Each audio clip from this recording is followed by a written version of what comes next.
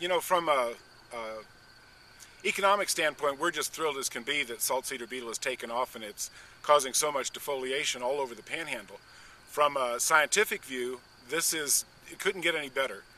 We have something that we've been working on since 2004. All of a sudden these beetles have just exploded all over the panhandle this year. I would say that we have significant defoliation of saltcedar all the way from the north of the Canadian River down to Wichita Falls in the eastern side of the panhandle. All summer long we've been finding these beetles in almost every watershed and stream that we've looked at. We're interested in how this came about. We thought that this beetle was, for all practical purposes, kind of out of the picture. But we think that maybe some of the climatic effects that we've been having, the warm springs without late season cold and freezes, may have helped them come along and be able to reproduce more quickly than normal. These beetles all come from the Mediterranean region, so they're adapted to hot temperatures. Days on end of 100 degrees or more, just what they like. So we're real happy with that. We think that's the reason why they've just exploded this year. What will happen in the future will depend a lot on the climate. If we have continued weather similar to what we've had, hopefully it'll be a little bit cooler, but that shouldn't hurt them too much. They should just continue on.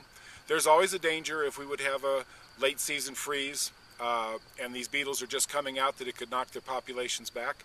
But we're going to hope for the best and hope that they just continue defoliating saltcedar for the years to come.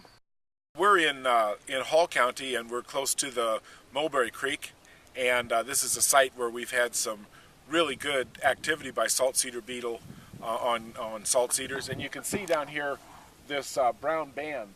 All of those trees have been defoliated by the beetle this summer. Also mixed in there, you can see a lot of green trees, and those are some native cottonwoods. There's mesquite down in there, a number of other species. But one of the things that you'll note is that the beetles have selectively just hit those saltcedar trees, and they're not going anyplace else. But they've caused enough defoliation to take off all of the leaves off of these trees. They may resprout a little bit even this summer, but they've been stressed quite a bit, and we're hoping that the beetles will come back in again next summer and hit those trees that are resprouting, and over time will kill them off. A really good question that we get a number of times with this project are what saltcedar beetle will do after it kills off saltcedar, and I think this is a really good example here. If you look on this side, we've got some wild plum and we have some mesquite back here, and they're still really green. They've not been attacked at all by the beetles. They're very healthy plants. But if you look over here, you can see what for all practical purposes is a dead saltcedar, and the beetles have taken all of the leaves off. There's been a little tiny bit of regrowth that they probably come back and get next year, but you can see kind of dramatically here that these beetles are specific to saltcedar itself. And there's a little bit of a problem, I think, with the term saltcedar.